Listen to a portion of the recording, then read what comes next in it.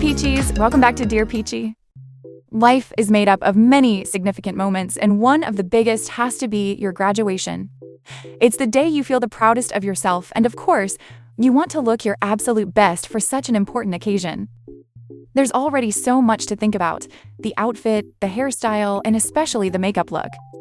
Today's video is going to be the most detailed, step-by-step graduation makeup tutorial ever. Looking good in photos is honestly one of the most important things on graduation day. The makeup look that the XiaoHongShu influencer Gao is showing us today is super photogenic, flattering on all face shapes, and also versatile enough to work as an everyday commuting makeup look. Gao is a famous makeup influencer on XiaoHongShu, and she's well known for her impressive skills in recreating almost every makeup look that goes viral online. Whenever a trending makeup style starts taking over the internet, her fans immediately flood her comments with requests for a tutorial, and Gao always delivers. If you're someone who loves exploring new makeup looks and keeping up with beauty trends, she's definitely an influencer you need to check out. First things first, if it is possible, try not to wear glasses on the day as it can diminish your features on the camera. And naturally, contact lenses are the next option. However, Gao advises not to go for those super dramatic blue lenses or other bright colors. Instead, stick to natural black or brown shades that are close to your real eye color, so everything looks more natural. The purpose of this step is to make the eyes look brighter and more awake. Next, Gao preps the skin with hydration. You can use a cream, hydrating mist, toner, or lotion. Anything moisturizing you already have on hand works. If you have oily skin, usually one layer is enough. But if you have dry or combination dry skin like Gao, you can layer another round of hydration on top. After that comes sunscreen, which is super important. Everyone knows that after the graduation ceremony, you'll probably be taking photos outside for the entire day, so Gao recommends choosing a sunscreen with high protection like SPF 50 and PA++++. When choosing one, make sure it feels lightweight, hydrating, and non-sticky. Gao simply blends it out with her hands. Next is concealer. Gao recommends using a concealer palette with 3 different tones because it helps target different concerns on the face more precisely. She uses the salmon shade on the deepest part of the under-eye dark circles and gently taps it out, using her fingertip or a concealer brush. For redness on the face or darker acne marks around the mouth area, Gao uses a shade that's slightly deeper than the skin tone with a subtle green undertone. It helps neutralize redness and dullness really well. Just dab a small amount onto the fingertip and lightly press it onto those areas. For foundation, Gao only uses about 1 pump for the whole face. She picks up a small amount with a foundation brush on the back of her hand, then spreads a thin layer mainly around the center of the face before blending it out with a makeup sponge. At this point, there may still be some acne marks showing through, so Gao goes back in with the deepest green-toned concealer shade. She picks up a small amount with a concealer brush and blends it a little on the lid first. Then she presses it precisely onto the blemishes in very small amounts before softly diffusing the edges. Graduation group photos are all about looking good on camera, so facial definition is really important. Gao explains that her features are quite flat and her tear troughs are more noticeable, which makes the nose bridge look less defined and the features appear more spread apart. This is where a matte highlighting liquid really helps. Gao applies it precisely under the eyes, around the smile lines, corners of the mouth, on the nose bridge, and between the brows to enhance the center of the face and create more facial dimension. Then she blends it out evenly with a sponge using pressing motions. For graduation photos, Gao says it's honestly best not to go for super glowy glass skin foundation, because it's going to be hot outdoors and makeup can break apart really easily. So today's look focuses on a matte finish instead. After that, she sets the whole face with loose powder. If the lips tend to get dry or cracked, Gao recommends lightly applying a bit of lip balm again after setting the makeup. Next is contour. Gao picks up a contour powder shade and deepens the nose bridge area slightly since her nose bridge is naturally lower. She reminds everyone not to connect the contour directly into the brows because that can look very unnatural. She draws one line down the sides of the nose bridge and a small U shape around the tip of the nose. Then she switches to a denser angled brush and softly blends everything out. For face contour, Gao applies it around the area where the cheekbones are more prominent. She pulls the contour downward slightly to create more shadow and structure. After that, she doesn't pick up more product and instead continues blending the remaining powder outward, toward the hairline and downward along the jawline. Gao says you can actually go a little heavier with contour for graduation makeup because it helps the facial features look more defined on camera.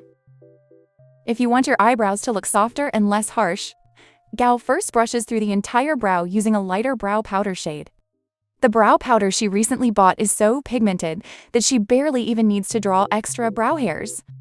Then she uses a brow pencil to sketch a few hair-like strokes at the front of the brows to make them look fluffier and more natural. Finally, it's time for the eye makeup. Gao is using the Puripera All-Take Mood Palette Peach Heaven.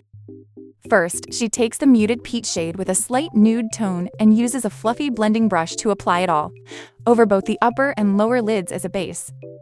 This step mainly helps reduce puffiness around the eyes. Then Gao mixes the light brown and warm brown shades in the palette together and layers them on top for extra depth. For the lower lash line, she only blends the color onto the outer half of the eye and avoids bringing it too far inward. Next, Gao uses a small, flat, angled brush and picks up the darkest brown shade. Before applying it, she taps off the excess powder from both sides of the brush so only the tip has product left. Then she slowly stamps it along the lash line to fill in the inner eyeliner area. For the inner corner, Gao uses the same brush with her eyes open and extends the line downward, following the natural contour of the inner corner. She brings it down toward the lower inner corner and connects it horizontally along the lower lash line until around the area beneath the pupil. Then she uses the leftover powder on the brush to deepen the lower lash line close to the roots of the lashes and softly blends it outward, following the eye shape. At the same time, Gao slightly extends the outer eyeliner as well to elongate the eyes.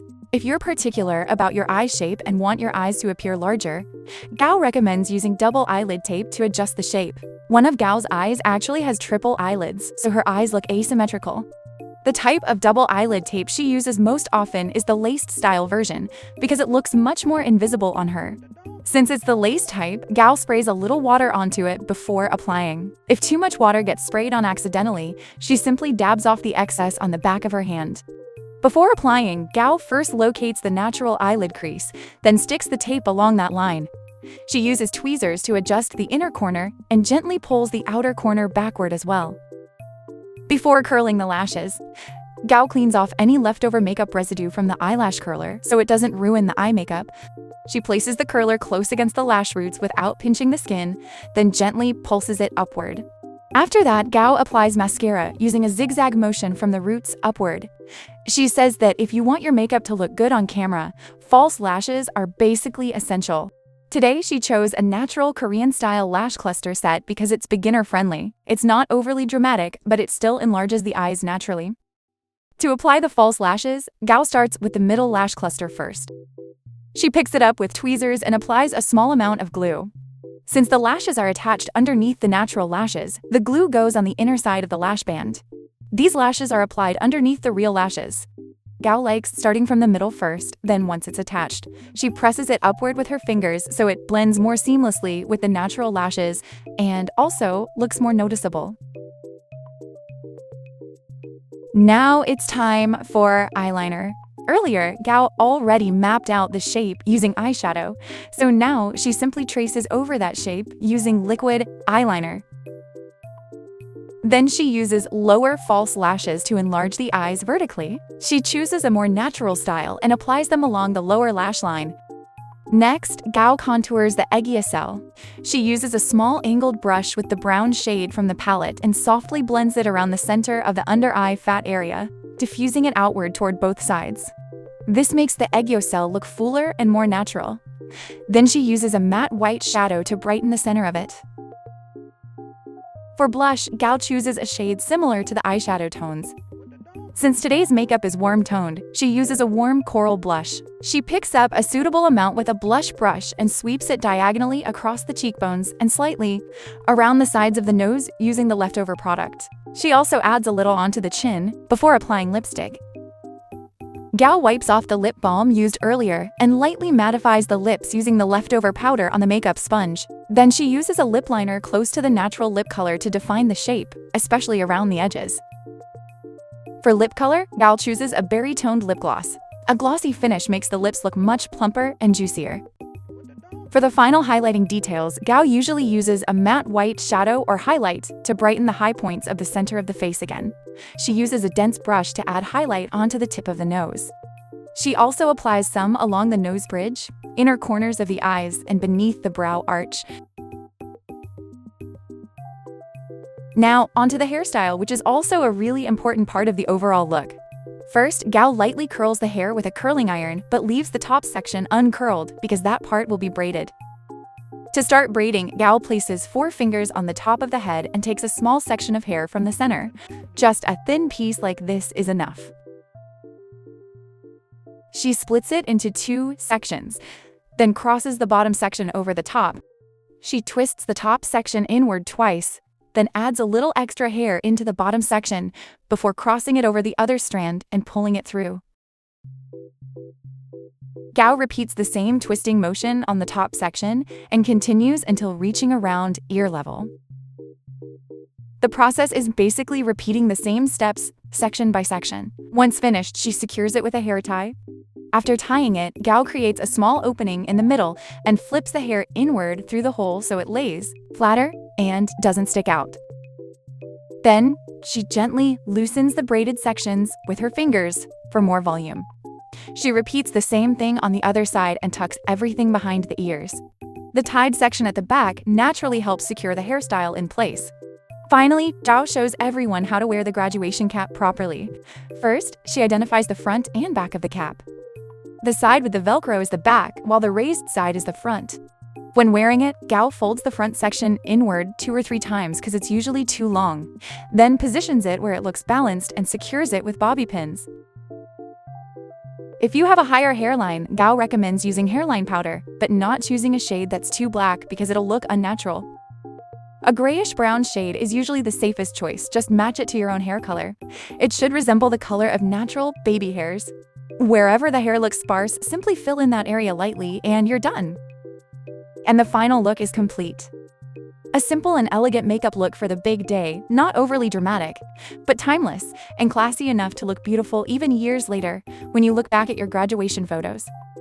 If you're watching this for preparing for your graduation ceremony, we want to say congratulations! You have come such a long way, and you definitely deserve to feel like the best version of yourself on this special day. Thank you so much for watching. We will see you in the next video. Goodbye!